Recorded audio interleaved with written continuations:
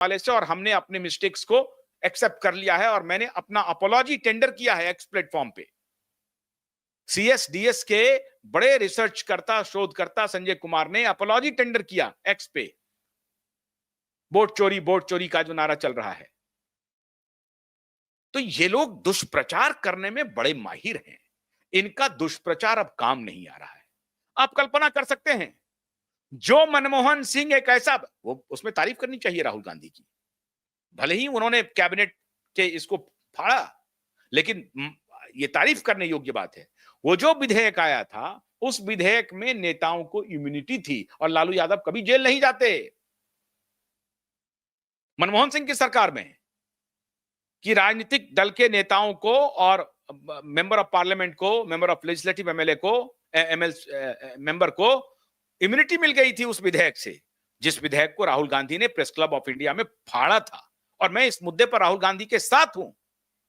भले ही वो उस वक्त के कैबिनेट के डिसीजन को उन्होंने फाड़ा था, फाड़ना ही चाहिए, और उन्होंने अपनी हनक दिखाई तो अच्छी बात है। आप राजनीति में हैं, आप अगर एमएलए हैं, एमपी हैं, इसका मतलब यह नहीं कि कोई भी अपराध करके आप निकल जाएंगे। नहीं, अगर आप अपराध किए हैं तो आपको जेल जाना होगा।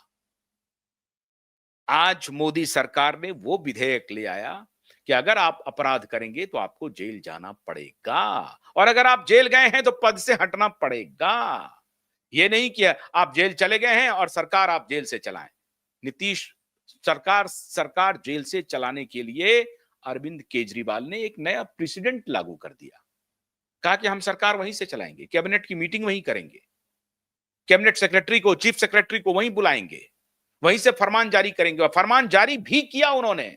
मामला कोर्ट में आया, कोर्ट ने कहा कि भाई ये काम तो नहीं हो सकता है कि आप जेल में अपना सरकार लगा लें, कैबिनेट की मीटिंग जेल में करें आप, ये क्या तरीका है। जब रोक हुई तब इस शख्स ने इस्तीफा दिया। जब अदालत ने कहा कि नहीं, आप जेल से सरकार नहीं चला सकते, जेल में कैबिनेट की मीटिंग नहीं हो सकती, फिर जेल और सरकार का फर्क क्या रह गया। जेल का मतलब जेल है, जेल का मतलब है कि आप यातना सह रहे हैं वहां पर। यातना का मतलब यह हुआ कि कोई दे नहीं रहा है यातना, आपको कोड़े से मार नहीं रहा है। यातना का मतलब है कि आपको इस तरह के एटमॉस्फेयर में रहना पड़ रहा है जो आपके लिए यातना बन रहा है। कोई कोड़े नहीं बरसा रहा है जेल के अंदर आपको, लेकिन आपको इतने बाय इतने सेल में रहना है, इतने बजे खाना है, इतना ही खाना है, आप एसी मांगेंगे तो नहीं मिलेगा, चटाई पर सोना है, बहुत सारी उसमें एक रूल्स है, उस रूल को फॉलो करना पड़ता है। बस जेल का एक मैनुअल है, जेल मैनुअल के हिसाब से आपको रहना पड़ता है। तो अरविंद केजरीवाल उस जेल मैनुअल को खत्म करके कि नहीं, हम कैबिनेट को यहीं बुला लेंगे, कैबिनेट सेक्रेटरी, चीफ सेक्रेटरी, सारे लोग यहां बैठेंगे और यहीं से मैं फरमान जारी करूंगा, ये शुरू कर दिया था अरविंद केजरीवाल ने। ठाकरे वही इम्यूनिटी चाहता है। ठाकरे चाहता है कि मैं एमएलए हूं। अपने एफिडेविट में ठाकरे ने इसीलिए एमएलए शब्द का जिक्र नहीं किया। तो जिक्र नहीं करने से क्या वो एमएलए नहीं रहेगा? रहेगा कि नहीं रहेगा, ये बताइए आप। एमएलए तो रहेगा, और एमएलए रहेगा तो जैसे ही पुलिस उसे उठाएगी तो 30 दिन तक तो बेल मिलना नहीं है, मान के चलिए आप।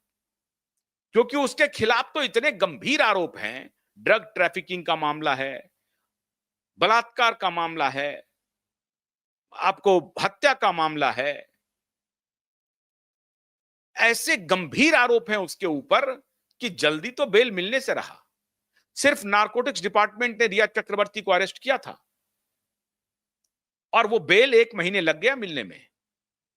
रिया चक्रवर्ती को आटा दाल का भाव पता चल गया, हालांकि उसके बाद आई तो बोलने लगी सत्यमेव जयते, झूठी और मक्कारी की उसने पराकाष्ठा पार कर दी और लोगों को ही झूठा साबित कर दिया। लेकिन अब अभी भी नारकोटिक्स डिपार्टमेंट से परमिशन लेकर के उनको मूव करना पड़ रहा है, ये ध्यान रहे। खैर वो केस तो चल ही रहा है, लेकिन ठाकरे के ऊपर जो गाज गिर गई, ठाकरे जो सोच रहा है कि उसका एमएलए बरकरार रहेगा, उसका ये पद बरकरार रहेगा, नहीं रहेगा। जब मुख्यमंत्री को अपने पद से इस्तीफा देना पड़ेगा, जब प्रधानमंत्री को इस्तीफा देना पड़ेगा, तो ठाकरे कौन है? ठाकरे को अपना एमएलए पद छोड़ना पड़ेगा। तो 5 साल ठाकरे एमएलए बन करके नहीं रहेगा।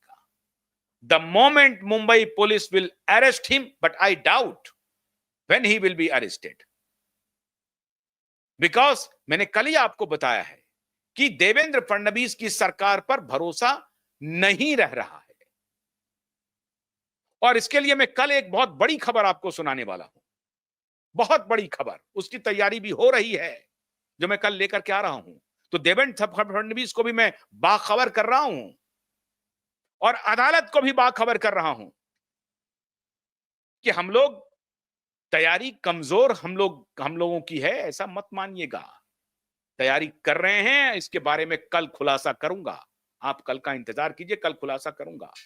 आज की बात तो यह है कि ठाकरे को जेल जाने से कोई रोक नहीं सकता है, दुनिया की कोई अदालत नहीं रोक सकती। और अब तो मोदी जी ने और अमित शाह ने साफ संकेत दे दिया, तुम्हें जेल जाना है। साफ संकेत है, साफ साफ, ये हस्ताक्षर समझिए, हस्ताक्षर, कागजात पर हस्ताक्षर समझिए कि you cannot be spared, you have to go to jail and you have to resign from MLA. This ये है। अब इस विधेयक में, जिसमें साफ साफ नारकोटिक्स डिपार्टमेंट का हवाला है, जिसमें ड्रग पेडलिंग का हवाला है, भ्रष्टाचार का हवाला है, और साफ साफ कहा गया है कि इन केसेस में अगर आप इन्वॉल्व हैं तब तो आपका कहीं से भी आपका पद सुरक्षित नहीं रहेगा। बाकी केसेस में भी 30 दिन अगर आप जेल चले गए तो खत्म हो गया आपका, आपका पद उसी 31वें दिन से पद खत्म। जिस किसी भी आप सार्वजनिक पद पर मौजूद हैं वो पद खत्म। पहले भी ये मामला था, ये रिप्रेजेंटेटिव एक्ट 1951 का जो मामला था उसमें था, लेकिन इस तरह का नहीं था कि आपको जाना पड़ सकता है, आपको अपना पद गंवाना पड़ सकता है, ये है वो है, उसमें बहुत सारे क्लॉजेस थे। लेकिन अब तो स्पष्ट है कि 30 दिन अगर आपने हवालात के पीछे काट लिया, 31वां दिन वो ऑटोमेटिकली आपका पद खत्म माना जाएगा। आप जिस किसी भी पद पर मौजूद हैं, एमएलए हैं वो खत्म, मुख्यमंत्री हैं खत्म, प्रधानमंत्री हैं खत्म। तो ठाकरे सबसे पहले घेरे में आ चुके हैं। ठाकरे गए, अरविंद केजरीवाल तो गए साहब, इलेक्शन भी लड़ लिया, हार भी गए, अब कोई नाम लेवा नहीं है उनका, खत्म है वो खेल, खत्म है उनका। अभी धनखड़ के साथ वो कुछ बना रहे थे, वो भी मामला खत्म हो गया, तो अरविंद केजरीवाल का तो मतलब नहीं। लेकिन ठाकरे गए, ठाकरे। तो ठाकरे जो गुलदस्ते का खेल खेल रहा है ना, वो इसीलिए खेल रहा है कि किसी भी तरीके से बचाओ यार, अब आप ही के हाथ में मेरी जान फंसी हुई है। और ये बात सही है कि देवेंद्र फडणवीस के हाथ में ठाकरे की जान अटकी हुई है, और देवेंद्र फडणवीस नहीं ले रहा है उसकी जान। जान से मतलब है कि उसको जेल नहीं भेज पा रहा है, ये बात सही है। देवेंद्र फडणवीस नहीं भेज पा रहे हैं आदित्य ठाकरे को जेल।